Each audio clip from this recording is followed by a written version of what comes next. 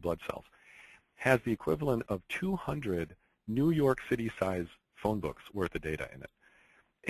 And you work pretty well. And so nature can teach us a little bit about some patterns that are sort of secret patterns for this future space.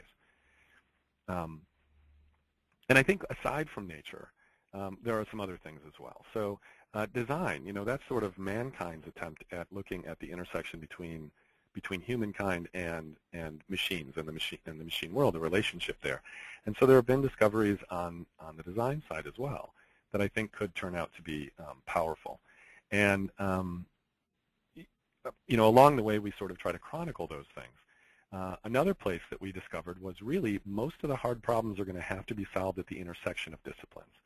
It's not just going to be marketers. It's not just going to be product managers. It might be economists that are helping you with behavioral economy ideas.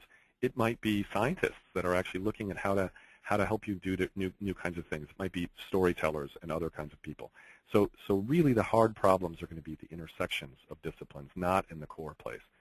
The likelihood of a marketer doing a campaign that suddenly leads to an exploding new potential for a new product innovation is very high. And in fact, I think the line between marketing and product innovation and even the bottom line of the company itself is going to blur dramatically over the next few years.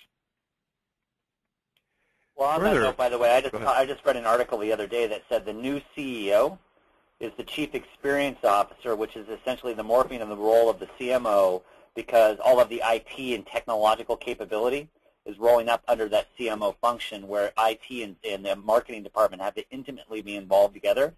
Otherwise, we'll lose the ability to engage in the future. Well, and I think just last week or 2 weeks ago, PepsiCo announced a chief design officer sort of following Apple's lead, right?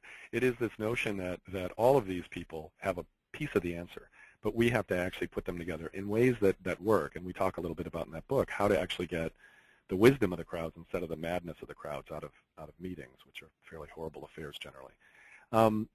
If we just follow the rest of the path on the tour through sort of the route map, there's a new thing that's going to come up, which is what I would call design science, which is sort of weaving together biomimicry, sort of the nature side. How do we do biomimicry for marketing, for information systems, and the design side and these other disciplines.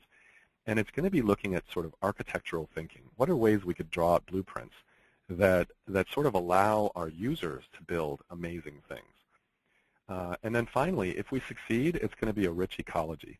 It's almost like today we're looking at this cute little terrarium that we built. You know, the little thing you build in high school that's got the frog and the pond and a few little trees and sprouts. And you put the glass over it, and about 6 weeks later, you've got to go in and you check, and you've got to put more water in, or you've got to